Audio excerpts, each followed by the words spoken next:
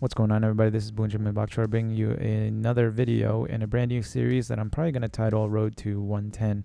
And the point of this series is to, one, eventually beat the AI at 110 on every track with the racing line on, and then go back and starting at like 100 or 105, eventually get to 110 without the racing line assist on.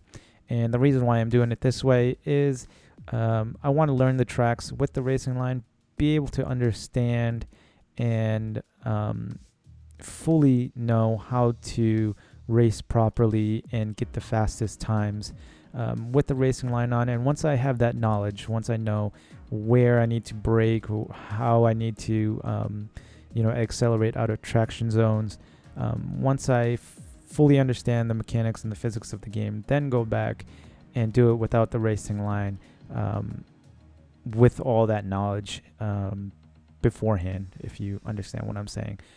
So anyway, we're just going to go right down the list, starting at 105, doing Australia, 25% races, strict rules, tire temperatures, going to include surface and carcass, parc ferme, no flashbacks. This is to ultimately be to prepare me for competitive online racing. I'm not planning on doing esports or anything like that, but I just want to be able to race as best as I can against other competitors. So we're just going to start with Australia, qualifying here, using a time trial setup that I use to set my fastest lap in time trials. No alterations, or actually I think I raised the front wing by one, so it'll be 4.9 wings, and we start off pretty well, kind of changing positions with Hamilton throughout the beginning of this lap here, but I think he gets out in front and then we pretty much just trail him the entire way. So Australia is a decent track for me. I wouldn't say it's my strongest, but definitely not my weakness. When I was starting to learn how to drive without the racing line, Australia was the track that I probably initially spent the most amount of time on. So I think I could probably beat the AI without the racing line, but since that was so long ago, I'd say probably a month and a half ago, 2 months ago, I figured I'd just start all over and do every single track. So you see here we do drop down to P3 momentarily, but I have a pretty good final sector here. Probably my strongest sector on this track. My weakest sector would probably be sector 2. Just haven't gotten a grasp on all those corners yet, or I should say end of sector 1 and the first half of sector 2. Sector 3 seems to be a pretty strong part of the track for me. So we do end up P2 here after qualifying. And I just decided to do qualifying on every track just to kind of gauge how fast my single lap time was. Qualifying is not my best aspect of racing. I'm not really good at giving it 110% and risking everything for one really fast lap. My strong point is the race. I'm not super consistent or anything like that, but consistent enough to beat the AI and beat a good chunk of people that I meet online in ranked and unranked lobbies and in the weekly events. So here we are going into the race, starting P2. I do like to have a little bit of extra fuel on me just in case I have a couple really poor laps. Gives me the opportunity to run in rich a little bit longer than most people, just in case I do need it. And we start off pretty well, getting in front of Hamilton here. So like I said, I'm not going to show you the whole race. I'm not sure if I said that, but I'm just going to do probably the first 2 laps or so, and then the last 10 seconds of every lap, and then probably just the final 2 laps, just so you guys can kind of get an idea of how I'm driving, what my driving style is. So I'm putting this up on YouTube to track my own progress and hopefully have you guys also follow along if you want to follow along. if you're racing at around my ability, 95, 100, 105, follow along with me and we can improve together. In the comments section, let me know what issues you guys are having on what tracks, what corners are giving you trouble. I'll try my best to help you out. And I also would love it if you guys would leave comments and critiques on my driving. So like I said, I'm trying to improve my own driving. I'm watching other people race, other YouTubers, big and small YouTubers, and watching their hot laps, looking at their setups, getting all the help I can get. But if you see me doing something wrong, or if you think I can be doing something better, definitely let me know. Again, that is the whole point of me putting this up here, trying to improve. So let me know. I would prefer if you were nice, but if you want to be mean, go ahead and be mean. I think I can take it as long as it's constructive. Let me know what I can do. Anyway, so we'll get back to the race here. Starting second lap, almost pulling out a DRS of Hamilton. But like it said, it's been a while since I've been on this track, so not exactly comfortable with this track just yet. I think the last time I raced at Australia was maybe a month ago, and that's including time trial or online and offline racing. I haven't been here in a little while, but since I did spend so much time about 2 months ago trying to learn this track without the racing line on, it doesn't take too long for me to get back into the swing of things. So, end of second lap here, about 6/10 in front of Hamilton. We're in a pretty good spot. Ricardo and P3 and everybody else behind is so far back that they're not really even an issue anymore. So I'm just going to skip the laps in between, and I'll just show you any big events that pop up. So the qualifying session for this race was really the first time I've played in Australia in a couple weeks. So I am a little bit rusty. Not doing as good as I think I should be doing. Hamilton's still within our DRS, but we haven't made any huge mistakes yet or anything like that, and I think I'm still driving pretty solidly. We're keeping Hamilton behind with actual driving ability and not just kind of blocking him in every corner. So when I used to still race at like lower AIs and not really understand this game, I would still be able to win, but not really on merit. I would really only win because every time they try to pass me, I would just block them or something like that. But today's race is actually pretty decent. I'm defending well. My pace is okay for not having done race here in a few weeks. But I do wish I were a little bit faster. Still having some issues with certain corners. Once we get towards the last 2 laps, I'll point them out. And maybe some of you guys will give me some pointers on how to handle those corners. This final 2 turns on the lap in the final sector, still pretty inconsistent with it. Sometimes I can hit the apexes just perfectly and gain a whole bunch of times, and then other laps I'm not doing well, and I'm losing time. But anyway, lap 7, at the end of lap 7, we come in for a pit stop. And we get a yellow flag. We get a VSC here for, I believe it was Sebastian Vettel. And I did think about restarting this race again. I figured it might not be fair.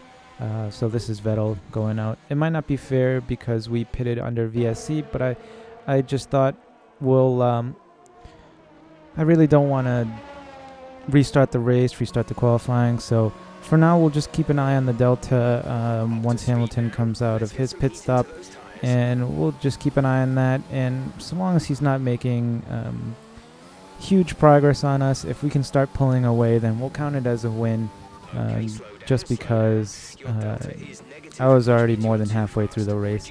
So we'll just look at his Delta and make sure that he doesn't gain any extraordinary amount of time on us, and we'll count it as a win. He was really the only person we were racing anyway, so don't want to make too big of an issue out of that. And I'm pretty confident that if we did have to race again, after having had one race under my belt, I figured I'd have enough practice with this track that I would be able to beat him pretty easily. And being the first video of this series, we're just going to let it slide. So, hoping to have a quick outlap here. Definitely going to get in front of Hamilton just because of VSC. I think he lost a couple of seconds. It wasn't too much time, but I think we'll come out in front of him 3-4 seconds ahead. So the reason we're using Valtteri Bottas here is for a few reasons. One,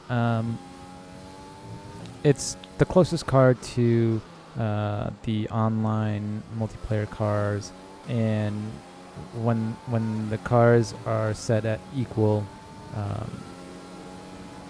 performance, I think they're set to the Mercedes. So that's why we're using the Mercedes here to test our ability. And since Verstappen and Hamilton are the two toughest AIs in this game, it should put us on equal footing, at the very least with Verstappen, and a little bit lower than Hamilton. So it's a good litmus test to use to see how well we are improving in this game. I'm also interested to know what difficulties you guys all play at, so definitely let me know in the comments section. I don't want to make it sound like I'm bragging or anything like that, but whenever I do jump into open lobbies, I don't seem to have too difficult a time. I think it's because most of the time the really good players are not really racing in open lobbies. They're doing more like league style racing, and when they're not league racing, they're practicing, so they're not really spending too much time racing against just randoms online or anything like that. And I think it's because I live in the US, and I don't want to put down my fellow Americans or anything like that, but I feel like the better drivers live in Europe. They're all across the pond, and by the time I jump on, I'm really just facing guys in the Western Hemisphere, and Formula One isn't really super popular in North America, at least. I think NASCAR and IndyCar racing are probably a little bit more popular than Formula One, but I think that might be why I'm not finding too much tough competition online. So that's kind of why I want to improve. My goal is to get better by the time F1 2021 comes out, and maybe join a competitive online league or something like that. But anyway, here we are going into the final 2 laps of our race here. I wanted to show you these final 2 laps just to kind of give you a little bit of an idea of how I can handle the car on the medium tires, and we do pretty well here. I'm going to go through the corners that give me a difficult time on this track. This corner here, again, it's 50-50 for me. I either hit it just perfectly, or I, don't hit it that well at all. It's kind of a crapshoot. I'm a little bit more consistent on this left-right chicane here. Sometimes I do go out a little bit wide. Back end kicks out and I get a track warning, but most of the time I can handle that okay. This turn, this right-hand turn, I'm pretty okay at. And these final couple corners, I could be more confident going into them. I hit them more than I miss them, but I do feel like I need to work on carrying a little bit more minimum speed mid-corner. Turns 1 and 2, I'm okay with. Sometimes I do go out a little bit wide and get a track extension warning. This corner here I'm okay with. This left-hander coming up here, I do have a little bit of trouble with carrying some speed into. Sometimes I don't go out wide enough and carry enough speed into there, but I think I can work on that. And this corner here is okay most of the time for me. And then we're back to the first corner. So that's kind of how I am at this track. Those last 2 laps are nothing to brag about, but not terribly poor. And if you do look at our delta, we do keep it at around 4 seconds. I know if Hamilton were 1 second behind us in our DRS, he'd probably be putting up a bit of a fight. But other than the last lap, we were pretty much pulling the gap a little bit wider in the second half of the race. So I'll count this as a win. And we do ultimately come home in P1.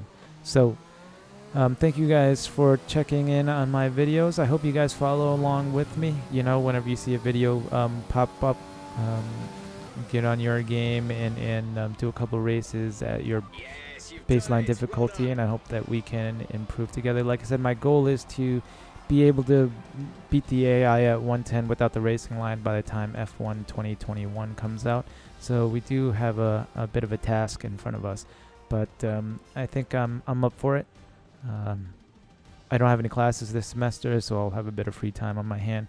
And yeah, like I said, let me know what trouble you guys are having on what tracks, and let me know what I can be doing better myself. Feel free to hit me up in the comments section, and I will do whatever I can to help you guys out. If you want to request certain tracks, I can make some videos on that as well.